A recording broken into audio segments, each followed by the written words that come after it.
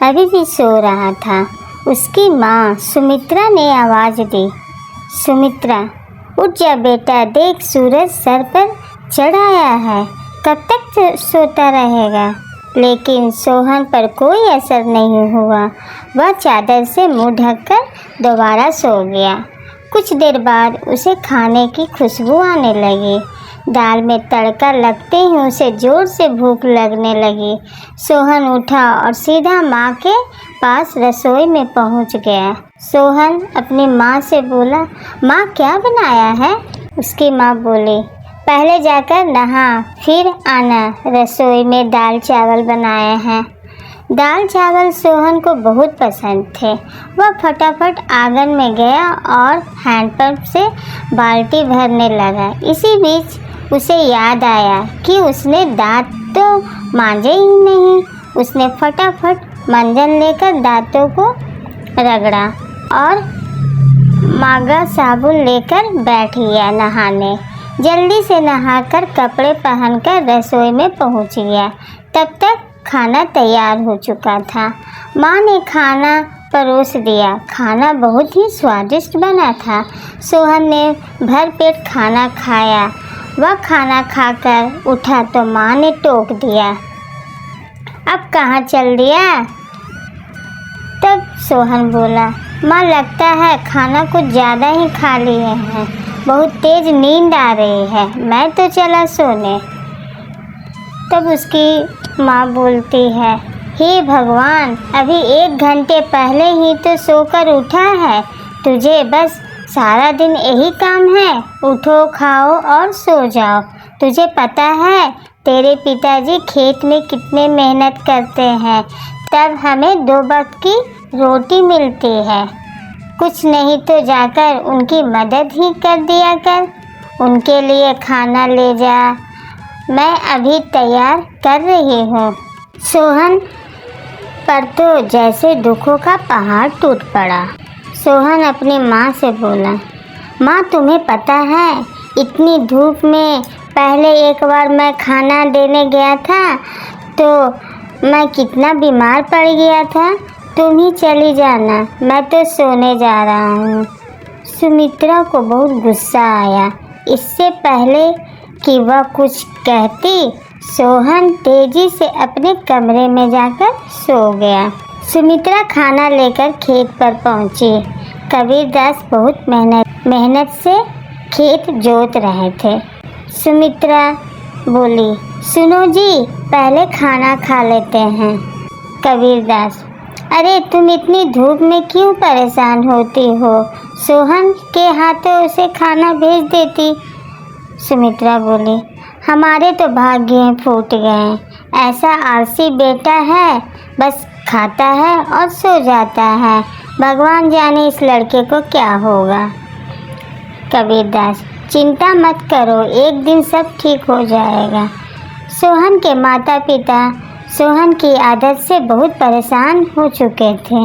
वह कोई भी काम नहीं करता था, बस सारा दिन सोता रहता था। एक दिन सोहन के पिता ने कहा, बेटा मैं खाद और यूरिया लेने शहर जा रहा हूँ, 2 दिन लग जाएंगे, फसल तैयार होने वाली है, तो सुबह खेत पर चले जाना और सारा दिन वहीं रहना, शाम को खाना खाकर रात को वहीं सोने चले जाना, कहीं कोई जानवर खेत में ना घुस जाए या कोई हमारी फसल को नुकसान न पहुंचा दे। पिताजी, सोहन बोला, पिताजी मुझसे ये सब नहीं हो पाएगा, आप माँ को बोल दीजिए। सोहन के पिता बोले, नालायक, खेत के देखभाल आदमियों का काम होता है, अगर मुझे पता लगा तू खेत पर नहीं गया या फसल को नुकसान हो गया तो तेरी खैर नहीं है। सोहन डर गया। वह पिता के जाने के बाद माँ से बोला, माँ सुबह जगा देना, नहीं तो पता नहीं पिताजी क्या करेंगे। सुमित्रा मोहन को सुबह 4 बजे जगा देती है। सोहन हाथ में फावड़ा लेकर खेत पहुंच जाता है। वहां जाकर देखता है चारों ओर ठंडी हवा चल रही थी। वह एक पेड़ के नीचे बैठ जाता है। तभी उसे हल्की हल्की रोशनी नजर आती है। पूरा खेत लाल रोशनी से भर जाता है।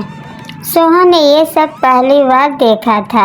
वह आश्चर्य से सब देख रहा था। कुछ ही देर में सूरज उगने वाला था। यह देखकर सोहन को बहुत आश्चर्य हुआ। कुछ ही देर में सभी गांव वाले खेत में काम करने आ गए।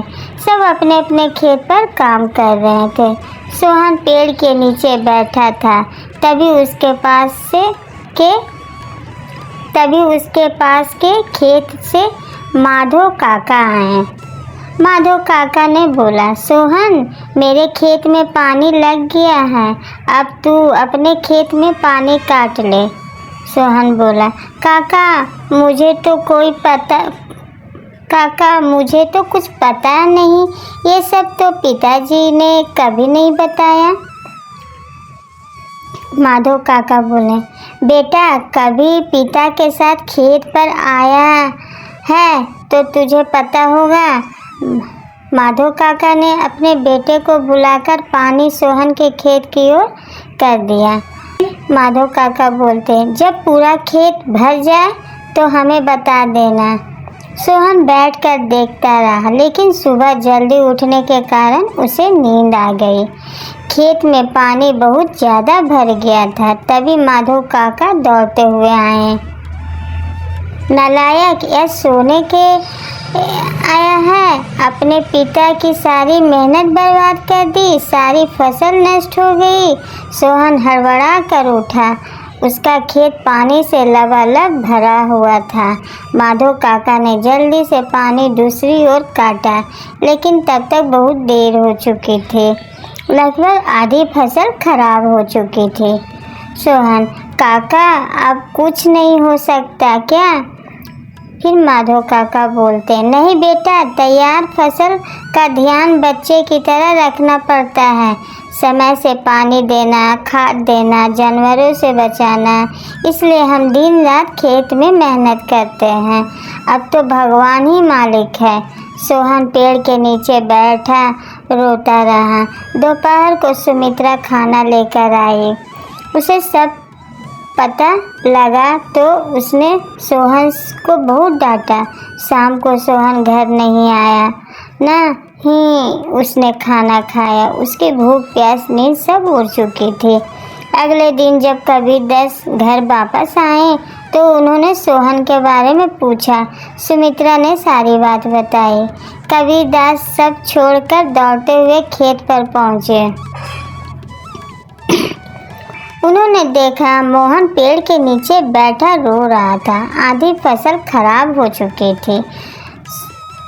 तब सोहन पिताजी से बोला, अपना पिताजी मुझे माफ़ कर दीजिए, मेरे आलस ने इतना बड़ा नुकसान कर दिया। अब चाहे तो मुझे पीट दीजिए।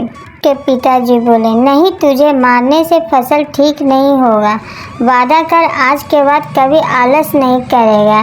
चल अब घर चल, वहीं बात करेंगे। दोनों घर आ जाते हैं। सोहन की आंखों से अब भी आंसू बह रहे थे। सुमित्रा ने उसे खाना दिया, लेकिन उसने नहीं खाया और वह अपने कमरे में जाकर रोने लगा। तब उसकी माँ बोलती है, जी अब क्या होगा, आधी फसल तो बर्बाद हो गई। कबीर दास, सुमित्रा कोई घाटे का सौदा नहीं है। आधी फसल देकर अगर बेटा सुधर गए तो यही काफ़ी है। कबीर दास ने सोहन को बुलाया। बेटा, अब तो नुकसान होना था हो गया। अब हमें कल से आधे खेत की फसल उखाड़कर दोबारा बोनी होगी। तब सोहन बोला, पिताजी आप बाकी आधे खेत में खाद यूरिया लगाकर उसे काटने का इंतज़ाम कीजिए और मैं इस पर अकेले काम करना चाहता हूँ। अगले दिन सुबह 4 बजे सोहन अपने पिता के साथ खेत पर पहुँच गया और पिता के बताए हुए अनुसार खेत में काम करने लगा। 4 महीने कठिन परिश्रम करने के बाद नई फसल कुछ बढ़ती हुई दिखाई देने लगी। सोहन अब एक कर्मठ मेहनती इंसान बन चुका था।